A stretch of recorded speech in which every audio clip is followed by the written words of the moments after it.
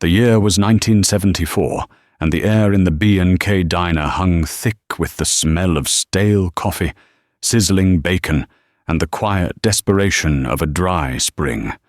Dust from the gravel lot swirled in through the screen door every time it swung open, coating the red vinyl booths in a fine, gritty film.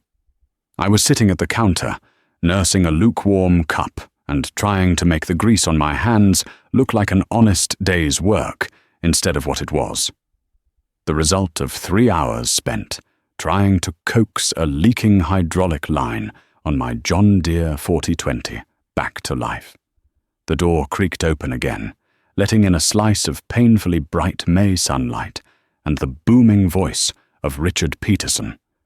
Rich didn't walk into a room. He conquered it. He was 10 years younger than me, with a thick neck that strained the collar of his brand-new chambray shirt and a cocky grin that never seemed to leave his face. Behind him trailed 2 other farmers, acolytes in his new church of high horsepower, high-debt farming. "Sam, you old relic!" Rich bellowed, clapping me on the back hard enough to slosh coffee onto the counter. "Still trying to keep that museum piece of yours running? I saw it smoking out in your North 40. Looked like you were trying to signal a passing ship." His buddies, Tom and Jerry, we called them the cartoon characters, snickered into their hands. I just took a slow sip of my coffee, letting the bitter heat settle me.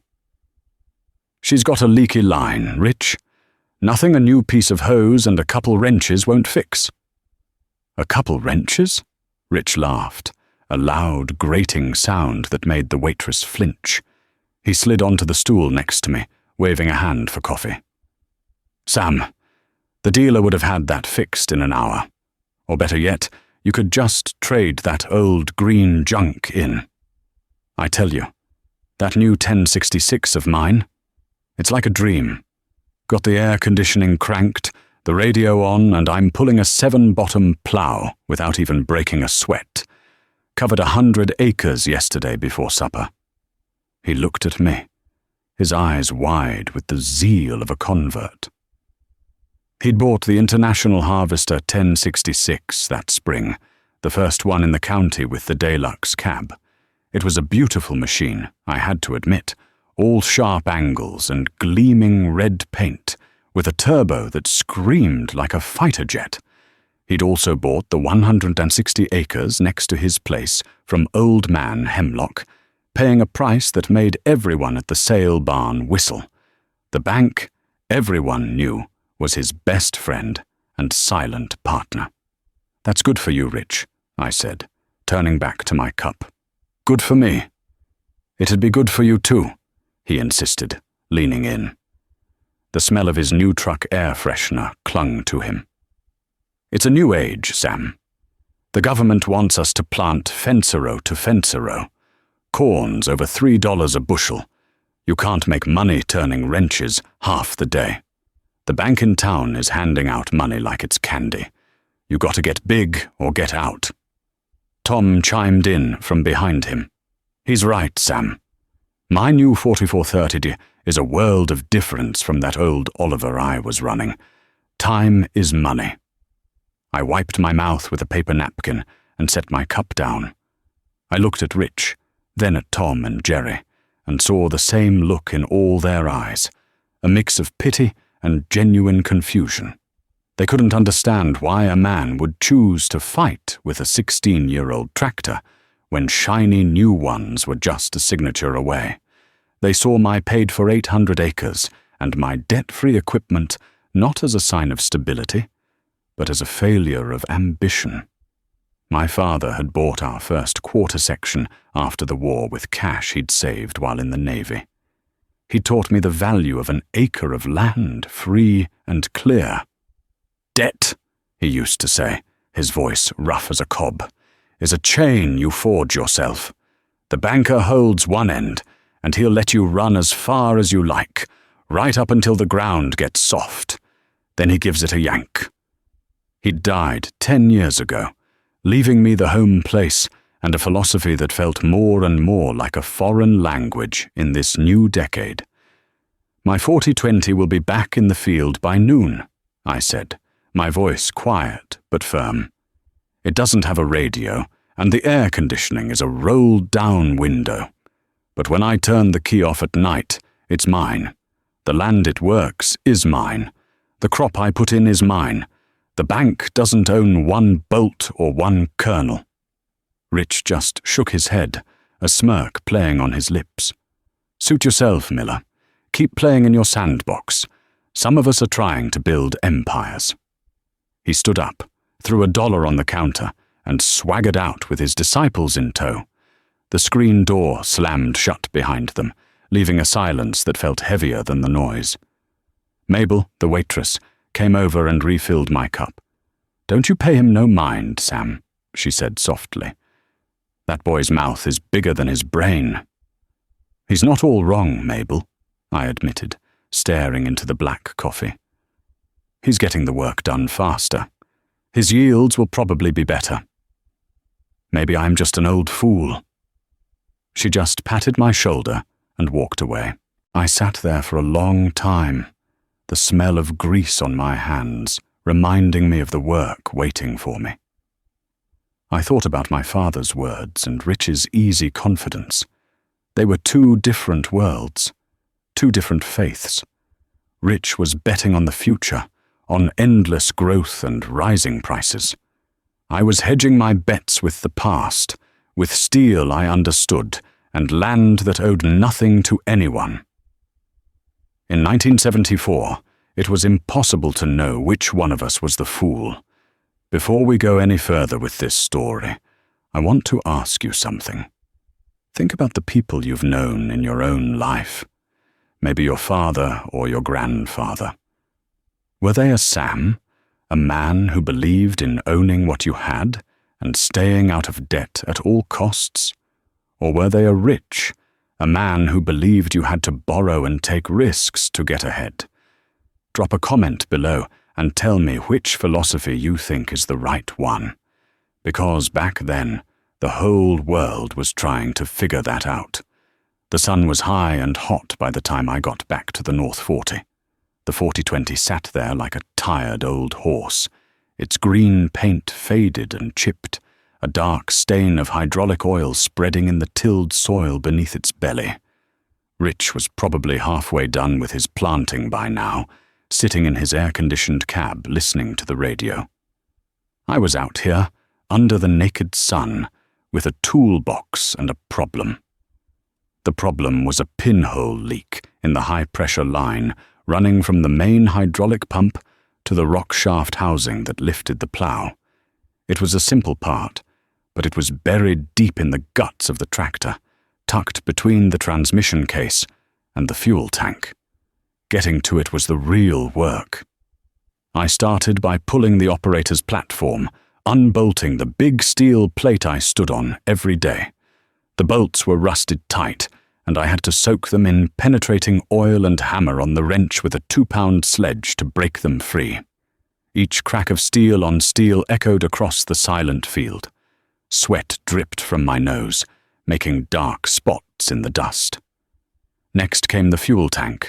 I had to drain 20 gallons of diesel into jerry cans, the pungent smell filling the air, before I could unstrap it and wrestle it off the frame.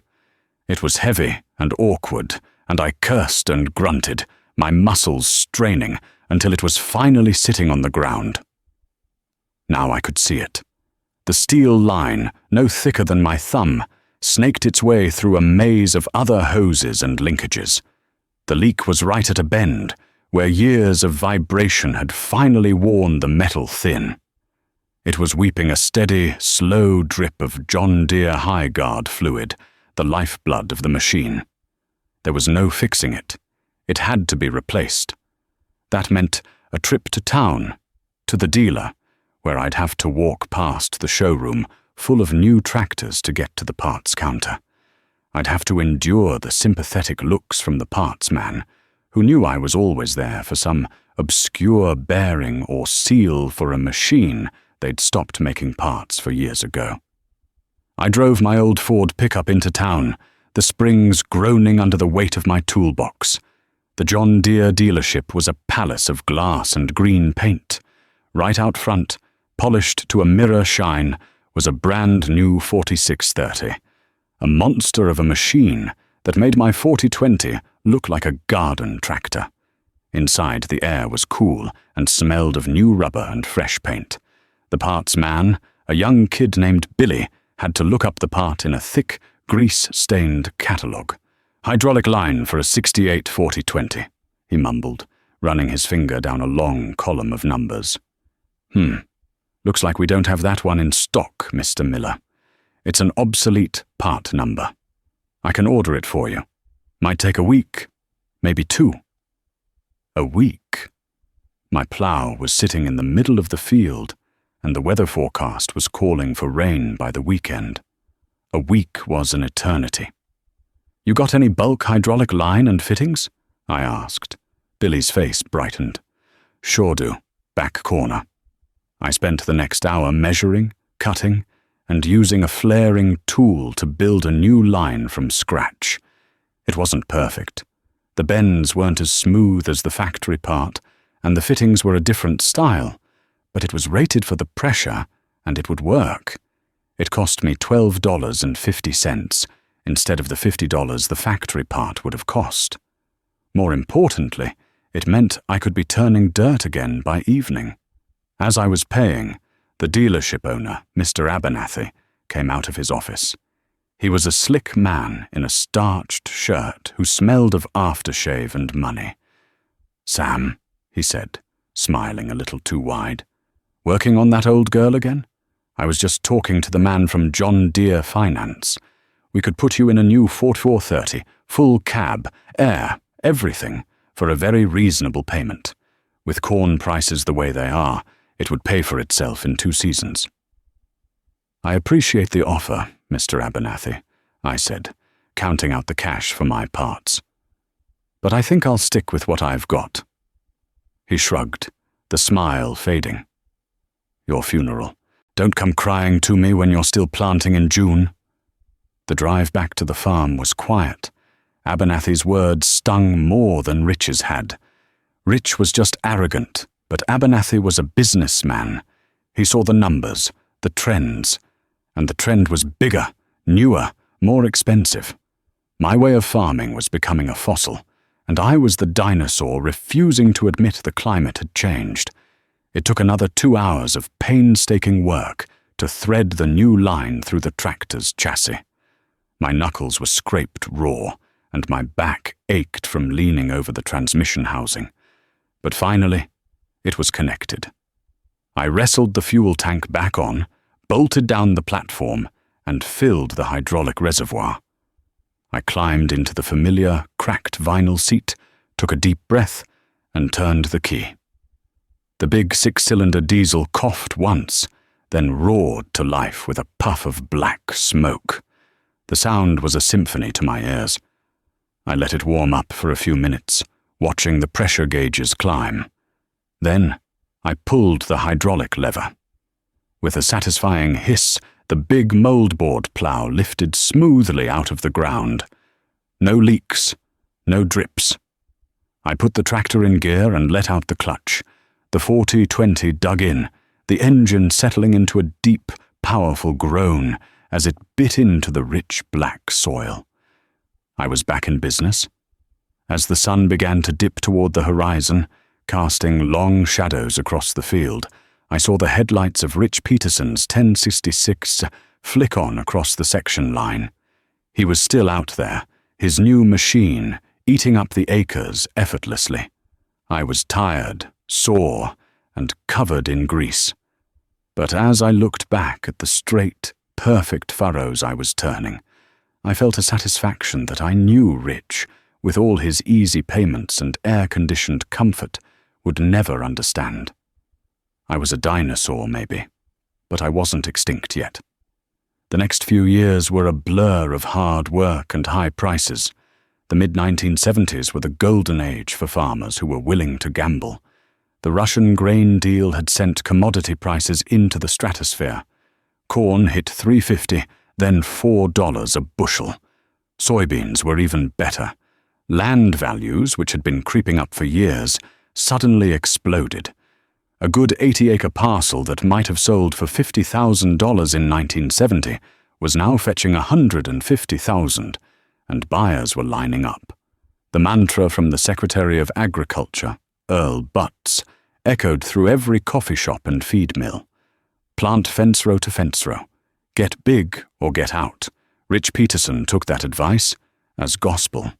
He became the poster boy for the new era of aggressive expansion.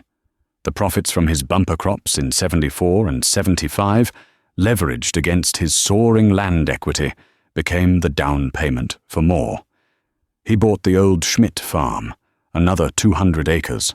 To work it, he traded in the 1066, which was barely 3 years old, for a brand new international harvester 14 Oaks, an even bigger beast with more horsepower and a quieter cab.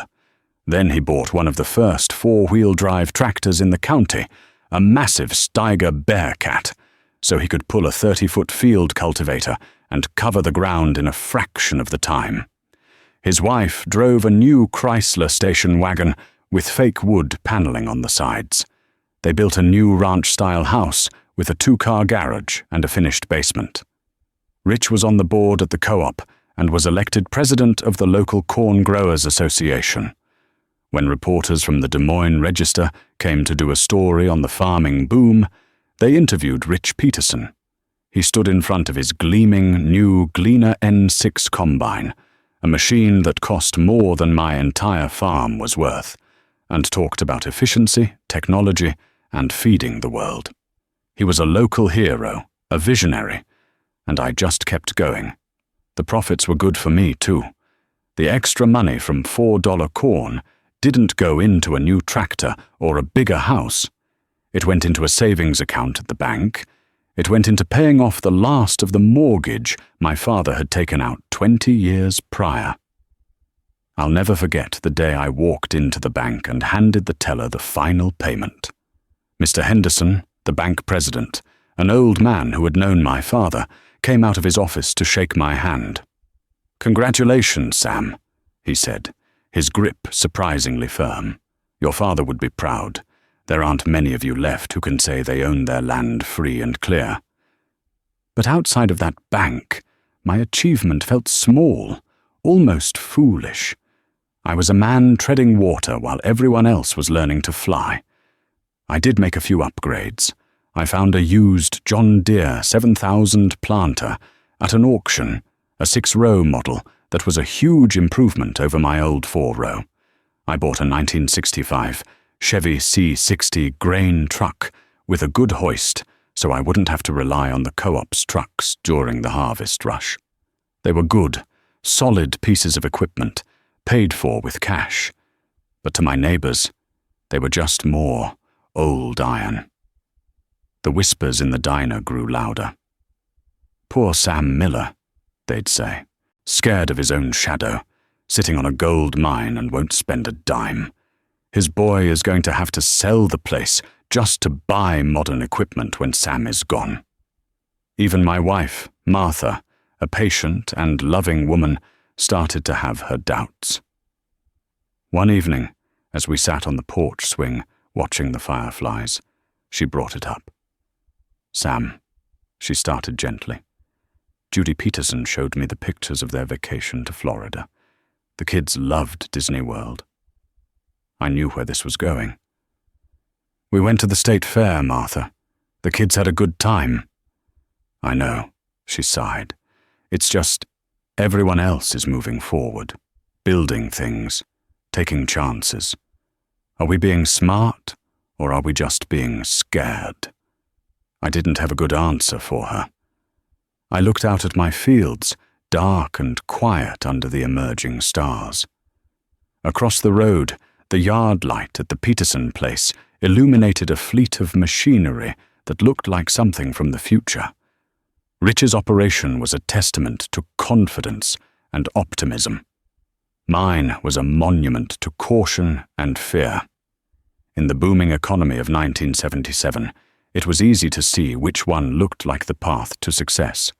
The cracks began to show in subtle ways.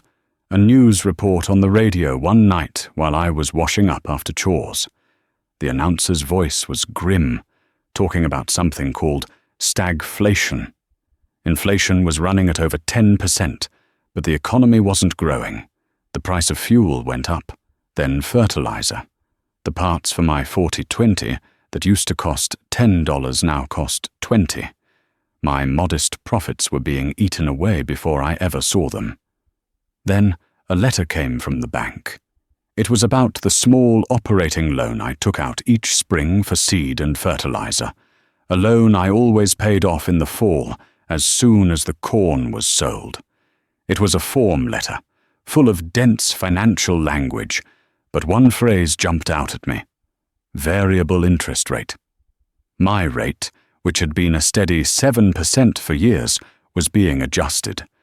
The new rate was 9%, and the letter noted it could be adjusted again at any time based on the decisions of the Federal Reserve.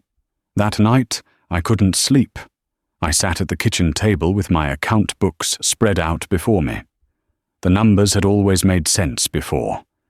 You spend this much, you grow this much, you sell for this much. The difference was yours. But now, new variables were creeping into the equation, things I couldn't control: inflation, interest rates, global politics. I walked out onto the porch. A cool autumn breeze rustled the leaves of the big oak tree in the yard. In the distance, I could hear the faint drone of a large tractor. It was Rich, of course.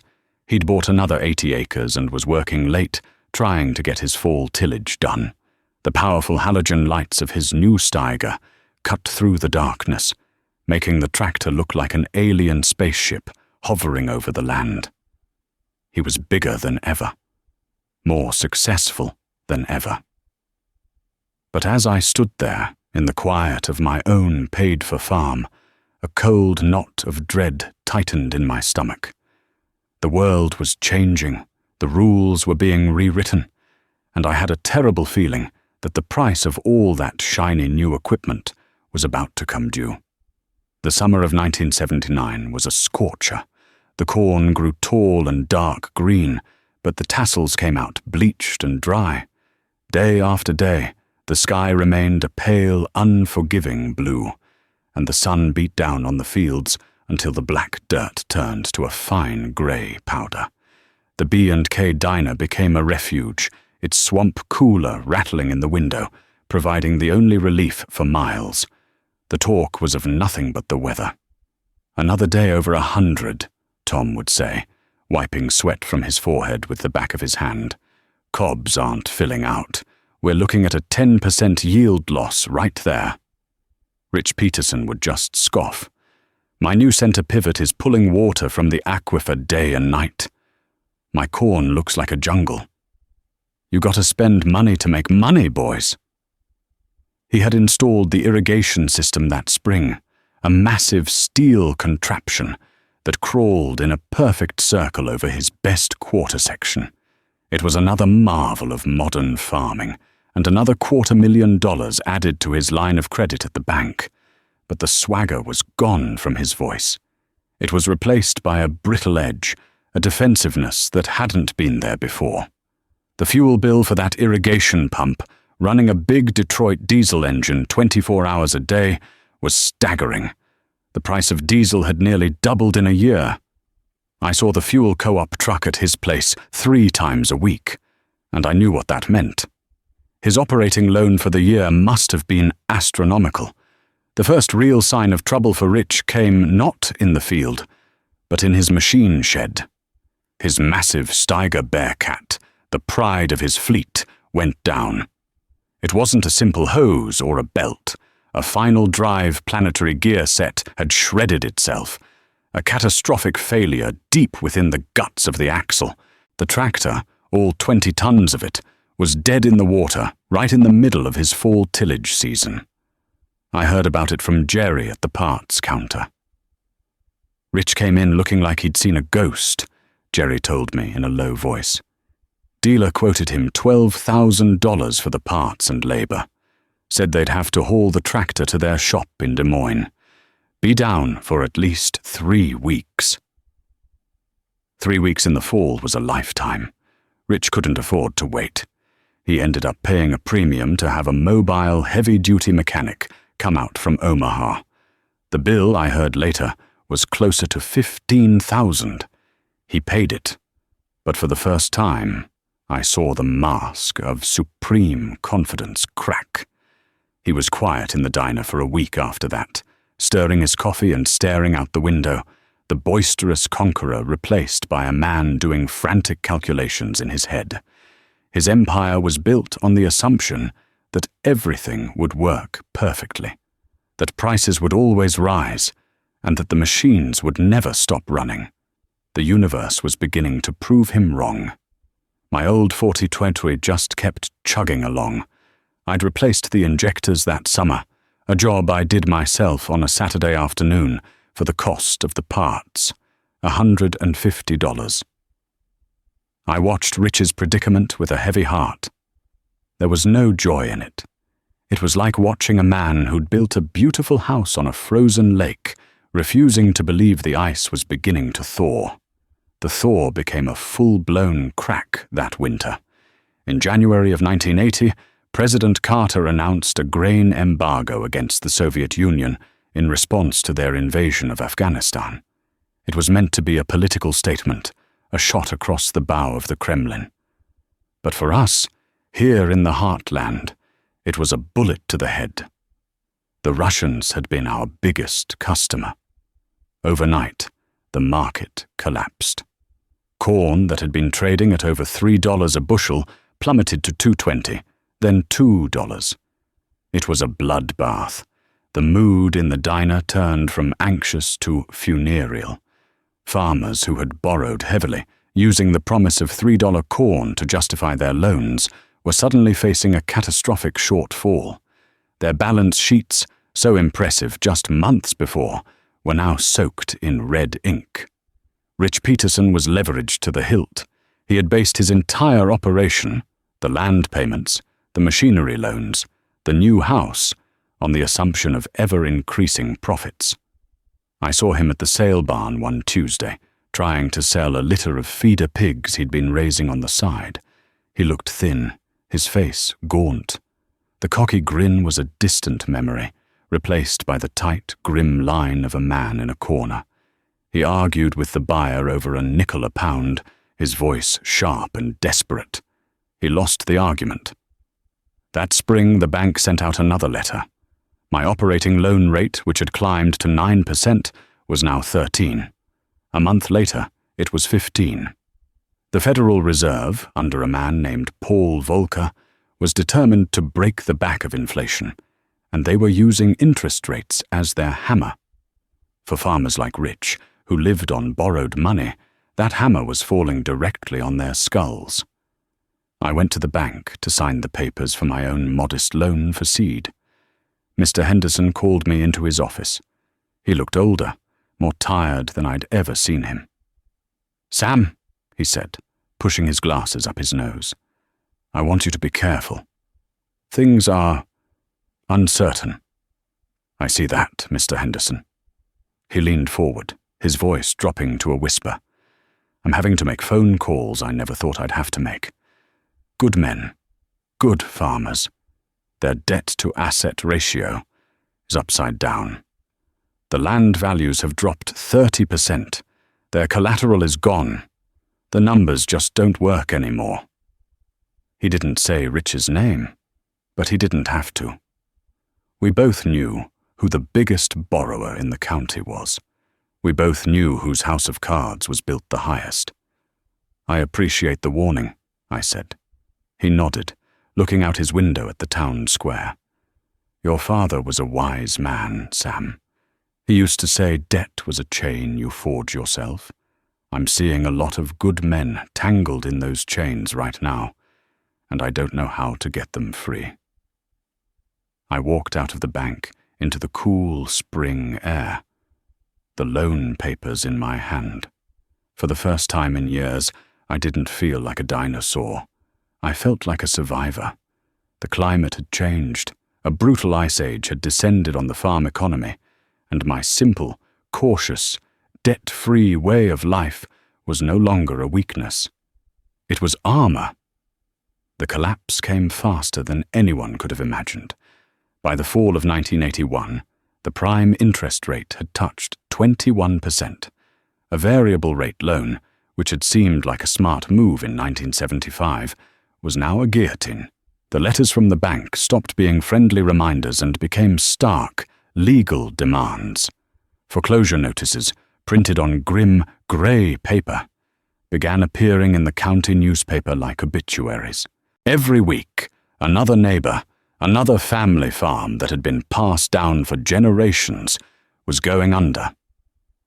The auctioneer's cry became the soundtrack of that terrible time. It echoed across farmyards where children had once played, now filled with somber-faced men bidding on the remnants of a neighbor's broken dream. Tractors, combines, planters, the very tools of a man's life and livelihood, were sold off one by one to the highest bidder, often for pennies on the dollar. Richard Peterson's auction was scheduled for a cold, blustery Saturday in March of 1982. The notice in the paper was a full page long, a staggering inventory of a fallen empire. The Steiger Bearcat, the 1466, the Gleaner N6 combine, with both a corn head and a grain platform, the fleet of grain trucks, the new house, and the land, over 1,200 acres to be sold in separate parcels. I went, not to gloat, but to bear witness. It felt like a duty. The yard was packed. Farmers came from 3 counties away, drawn by the prospect of a bargain. The mood was heavy, a mixture of pity and predatory opportunism. I saw Rich standing near the machine shed, his wife Judy beside him. She was crying silently, her face buried in his shoulder. Rich just stared straight ahead, his face a stone mask, watching as strangers poked and prodded the machines he had been so proud of. He looked like a ghost at his own funeral.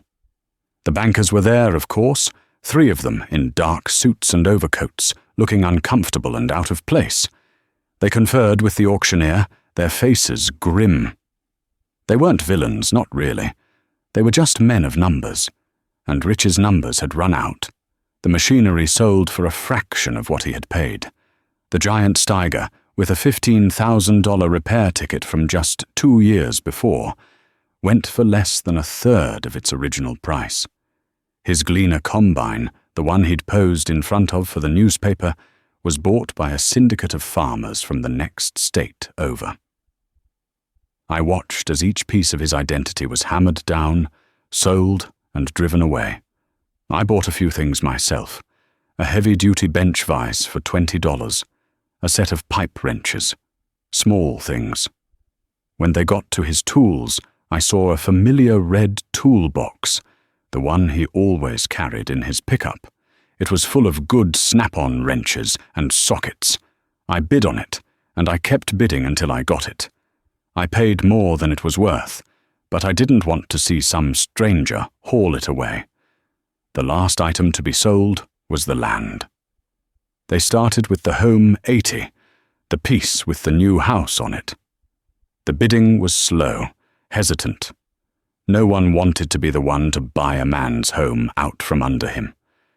Finally, a lawyer from the city, representing an anonymous investor, bought it. Rich and Judy would have 30 days to vacate. Then they put up the quarter section just north of my place, the one he'd bought from Old Man Hemlock's estate all those years ago. It was good, flat, black ground. I had watched him work that field for years from my own tractor seat. I knew every swell and dip in it. The auctioneer started the bidding. I raised my hand. Another man counted. We went back and forth. I had the money in the bank, the cash from those good years when I had saved instead of spent. I had a number in my head, a fair price, what the land was actually worth, not the inflated value of the boom or the desperate price of the bust. The bidding passed my number. I shook my head, and dropped my hand. I wasn't going to get caught in a fever. That wasn't my way. As the auction wound down and the crowd began to disperse, I saw Rich walking toward his pickup, his shoulders slumped in defeat. I picked up the toolbox I had bought and walked over to him. "Rich," I said quietly. He turned, his eyes hollow. "Sam," he mumbled, not meeting my gaze. "Come to say you told me so?" "No," I said, holding out the toolbox. "I think you'll be needing these." He stared at the red box, then at me, his eyes filling with a confusion that slowly turned into a flicker of understanding. He didn't take it. He just shook his head, a single tear tracing a path through the grime on his cheek. "What am I going to do, Sam?"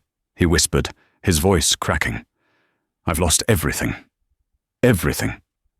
I looked at the man who had once called me a relic, a dinosaur. I saw no enemy, no rival. I just saw a farmer who had lost his land. And there is no deeper wound for a man of the soil. "You're a good mechanic, Rich," I said. "And you know how to work. That's not nothing." I set the toolbox in the bed of his old, beat-up pickup. "The world keeps turning. You'll find a way." He didn't answer. He just got in his truck and drove away, leaving a cloud of dust and the wreckage of his life behind him. I stood there for a long time, the cold March wind biting at my face, and I felt nothing but a profound and terrible sadness for us all. Life settled into a new, harder reality.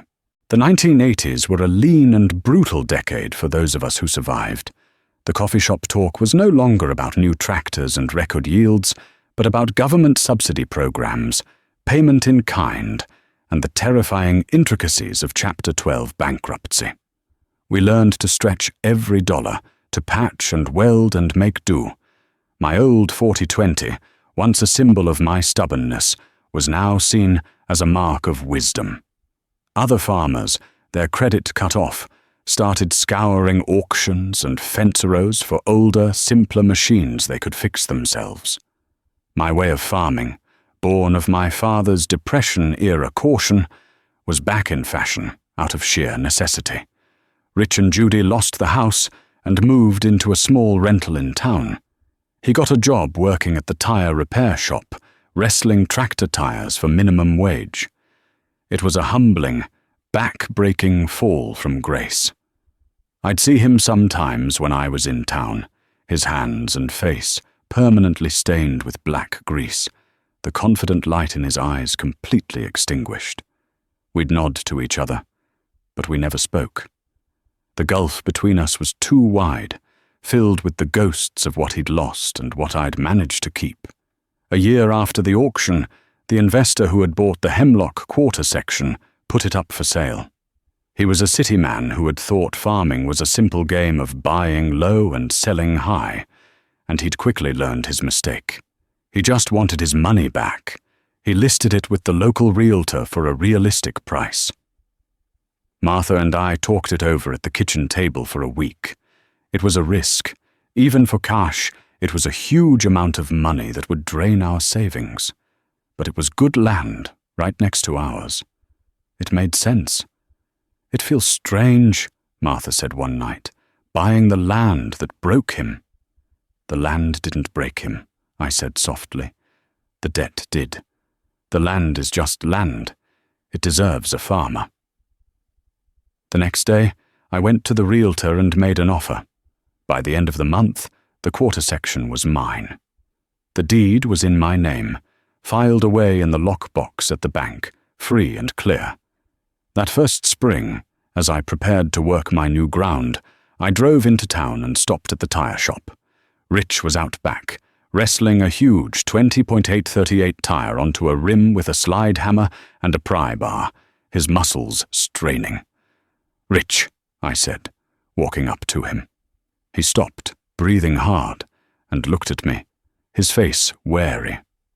"Sam." "I could use some help this spring," I said, getting straight to it. "Planting season. I've got another 160 acres to get in, and I'm not as young as I used to be. I'll pay you a fair wage." He stared at me, his expression unreadable. I was offering him the chance to work as a hired hand on the very land he had once owned. The humiliation must have been immense. I could see the pride wrestling with the desperation in his eyes. He looked down at his grease-stained hands, then back at the field on the edge of town. "Just for the spring?" he asked, his voice rough. "We'll see how it goes," I said. Good help is hard to find. He stood there for a full minute, the spring breeze kicking up dust around his worn-out boots.